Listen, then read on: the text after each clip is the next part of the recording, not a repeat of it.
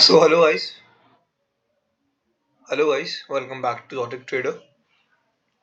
तो आज की हमारी लर्निंग वीडियो है कि हाउ टू ट्रेड ब्रेकआउट्स।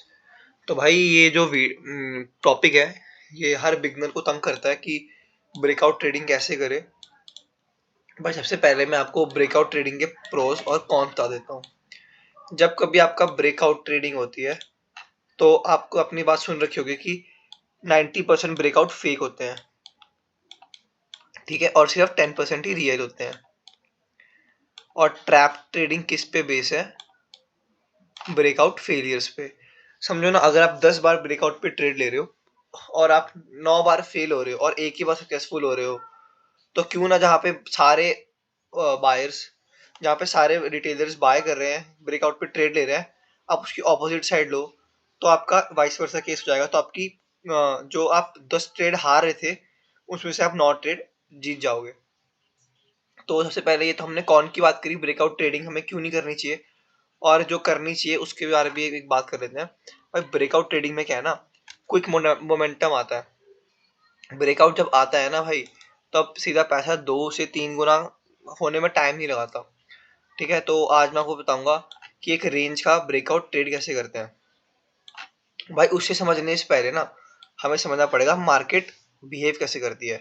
अब देखो, टेक्निकल एनालिसिस में सबने सीखा होगा कि मार्केट जब ऊपर जाती है तो एक अप ट्रेंड में जाती है। मार्केट हाई एक हाई एक लो, एक हायर हाई, एक हायर लो के फॉर्मेट में जाती है, ठीक है। अब देखो, ब्रेकआउट का हम ट्रेड करने का एक ड्रॉबैक क्या है कि हमें कभी भी पता नहीं होता कि पुल बैक कब आना है। ठीक है, हमें पता नहीं कि पुल बैक कब आना है। अगर हमने यहाँ कहीं बाय कर लिया और हमारा एसएल यहाँ है और कहीं पुल बैक आ गया, तो हमारा एसएल कटेगा, चाहे हमारी डायरेक्शन सही हो, फिर हमारा एक टारगेट हिट हो जाएगा। बट ऐसे टारगेट हिट होने का कोई फायदा ही नहीं जिसमें हमारा पहले एसएल कट जाए, जिससे हम पहले बाहर निकल जाए। तो और अगर जब मार्केट नीचे जाती है तो मार्केट का एक हाई एक लो, फिर लोअर लो और लोअर हाई बनाते हुए नीचे जाती है। ये सब हमने टेक्निकल एनालिसिस में पढ़ रखा है सब। कोई न्यूबी ट्रेडर जो आता है पहले यही सीखता है, ट्रेंड, सपोर्ट, रेजिस्टेंस और वो सब पढ़ता है, ईएमए वगैरह। तो मैं मान के चलता हूँ कि आपका मैंने ये टॉपिक क्लियर करा दिया। अब भाई देखो, अब ब्रेकआउट ट्रेडिंग कैसे करनी है। अब हमने अगर गलती करी, हम ये डाउन ट्रेंड का एग्जांपल लेते हैं। अब समझो यहाँ पे एक रेंज बन रखी है, ठीक है। यहाँ पे एक ऐसे एक रेंज है, ये मैं बना देता हूँ, पूरी अच्छी तरह ड्रॉ कर देता हूँ। ये एक रेंज है। तो आपको पता है रेंज में ना प्रीमियम बढ़ते हैं और ना अच्छा मोमेंटम आता है। तो बोलते हैं ना कि ट्रेंड इज योर फ्रेंड। हमें सिर्फ ट्रेंडिंग मार्केट में करना पड़ता है, बट साइडवेज ट्रेंड में जितना लोग कमाते नहीं उससे डबल ट्रिपल गवा के बैठ जाते हैं, ठीक है। तो समझो हमने यहाँ कहीं एक ट्रेड ले रखा है, हमने यहाँ पे एक ब्रेकआउट आया, यहाँ कहीं एक ब्रेकआउट आया और हमने यहाँ पे शॉर्ट किया, और हमारा ऐसे लगा कि इस सपोर्ट के ऊपर या स्विंग के ऊपर। तो हमारा क्या होगा, अगर मार्केट ने एक पुल बैक लिया ना, तो यहाँ कहीं हमारा एसएल हिट और हम बाहर, चाहे उसके बाद मार्केट हमारी डायरेक्शन में मूव कर जाए, ठीक है। थोड़ा मेरी आवाज़ अलग से आ रही होगी, मेरा थोड़ा गला खराब है और मैं माइक भी जल्दी लूँगा, इससे वीडियो ऑडियो क्वालिटी वीडियो की अच्छी हो जाए, ठीक है। तो हम अब मैं आपको बताऊंगा हमें ब्रेकआउट ट्रेड करना कैसे है। भाई अब इंस्टीट्यूट क्या करते हैं ना, इंस्टीट्यूट को पता है कि हर न्यूबी ट्रेडर यही कर रहा है कि अगर मार्केट ब्रेकआउट दे रही है तो यहाँ कहीं बाय कर रहा है। तो इंस्टीट्यूट अपनी प्रॉफिट बुकिंग के लिए ना एक फेक ब्रेकआउट दिखाते हैं और अपनी क्वांटिटी डंप कर देते हैं। तो इंस्टीट्यूट एंटर कहाँ करते हैं, ठीक है। अगर मैं शॉर्ट बताऊँ, हमने वहां एंटर करना है जहां इंस्टीट्यूट करे और वहां एग्जिट करना है जहां पे इंस्टीट्यूट एग्जिट करे। तो अब इंस्टीट्यूट एंटर करते हैं लोस पे, स्विंग्स पे। अब समझ लो यहाँ से मार्केट आ रही थी तो मार्केट यहाँ पे ऐसे कंसोलिडेट कर रही है, तो इंस्टीट्यूट की एंट्री तो कहाँ होगी, यहाँ होगी, अगर उन्हें एक अपसाइड का ब्रेकआउट देना है, ठीक है। क्यों, आप खुद समझो ना, अगर वो यहाँ कहीं एंट्री करते हैं ना तो उनको 42 पॉइंट्स का मूव मिल रहा है नेक्स्ट रेजिस्टेंस तक। बट अगर वो यहाँ पे एंट्री करेंगे तो उन्हें यही 70 पॉइंट्स का मूव मिल रहा है। तो हमें हमेशा एंट्री क्या बनानी है, लोस पे बनानी है, ठीक है। अब लोस पे एंट्री कैसे बनानी है, उस पे एक पुल बैक सेटअप मैंने आपको बता रखा है। पुल बैक सेटअप से आप बना सकते हो लोस पे एंट्री, तो मैं आपको बताऊंगा कि ये जो आया ये वाला ब्रेकआउट, तो यहाँ पे मार्केट ने बिहेव कैसे किया। देखो मार्केट ऊपर से गिरते हुए आ रही थी, दिख रहा है अगर कोई बंदा न्यू भी है तो उसको भी दिख रहा है कि भाई मार्केट गिर रही है, ठीक है। फिर मार्केट ने थोड़ा कंसोलिडेट किया। अब न्यू बी ट्रेडर क्या करेंगे, समझ लो हमारी ये रेजिस्टेंस जोन है। न्यू बी ट्रेडर ने क्या करा, जो रिटेलर्स है उसने यहाँ एंट्री बनाई, इस कैंडल का हाई मार्क पे ऐसे लगाया, यहाँ कहीं का टारगेट रखा अपना नेक्स्ट रेजिस्टेंस का, ये यहाँ का टारगेट रखा, बट मार्केट ने एक पुल बैक लिया और एसएल काट दिया और हमें ट्रेड से बाहर कर दिया। चाहे उसके बाद हमें अपना पूरा डायरेक्शनल मूव मिला हो, बट इसका कोई फायदा ही नहीं है।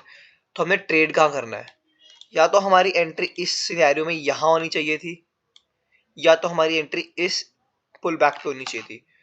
अब हमें ऊपर जो एंट्री लेनी है वो कैसे लेनी है, ठीक है।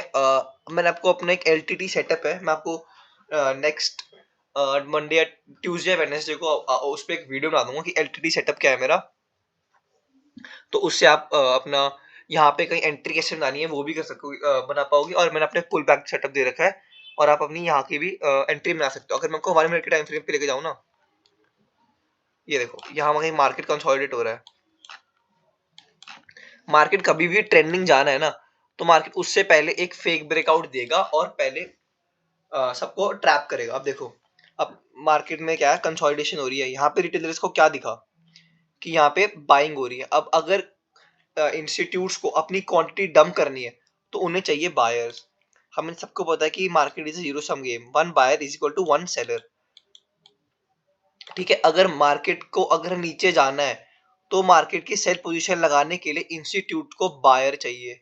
तो उन्होंने क्या करा होगा, यहाँ पे अपनी थोड़ी क्वांटिटी डाली, यहाँ पे एक फेक ब्रेकआउट का सिनेरियो बनाया, यहाँ का एक फेक ब्रेकआउट का सिनेरियो बनाया और उसकी वजह से बायर्स एंटर हुए, उन्होंने अपनी सेल पोजीशन डाली और मार्केट कंटिन्यूस रैली करेगी, ठीक है।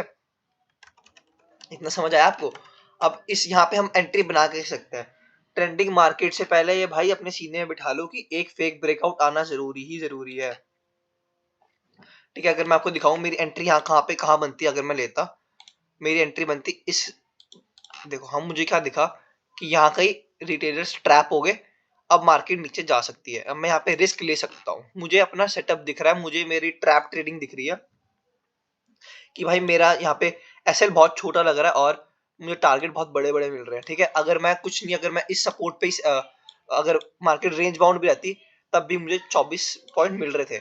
और अगर मार्केट यहाँ से कहीं अच्छा मूव देती तो ये देखो यहाँ पे 60 पॉइंट मतलब 30 रुपए, मतलब पर लॉट 1500 रुपए का प्रॉफिट मेरा बन रहा था इजीली। तो मेरी एंट्री होती है यहाँ पे।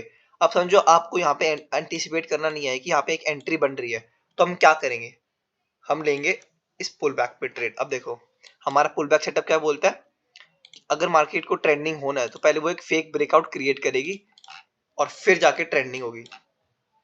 ये अपने सीने में बिठा लो कि भाई मार्केट को ट्रेंडिंग होने से पहले एक फेक ब्रेकआउट आएगा ही आएगा। अब देखो हमारे पुल बैक सेटअप से हमें ये दिख रहा है कि एक ट्रेंड फॉर्म हो रही है, एक ट्रेंड का ब्रेकआउट आया और यहाँ कहीं हमारी पुल बैक सेटअप के हिसाब से एंट्री होती और यहाँ पे हमें इतने अपने सारे टारगेट मिल जाते हैं डे लो के, ठीक है। मतलब अगर आप होल्ड करते हो तो आपको बहुत प्रॉफिट मिल जाता है। तो भाई ऐसे होती है हमारी कुछ ब्रेकआउट ट्रेडिंग। अगर आपको एक समरी दूं तो आपको या तो बाय करना है सपोर्ट पे या सेल करना है रेजिस्टेंस पे, या तो आपको एंट्री बनानी है अपने एक स्विंग पे आपको अपनी एंट्री बनानी है, तभी आपका एसएल कभी नहीं कटेगा और आप एक प्रॉफिटेबल ट्रेडर जल्द से जल्द बन जाओगे। So thank you. अगर आपको वीडियो पसंद आई तो एक कमेंट कर देना और क्या अगले टॉपिक के लिए टॉपिक कौन सा बनाऊं उस पर भी कमेंट कर देना। Thank you, that's for the day.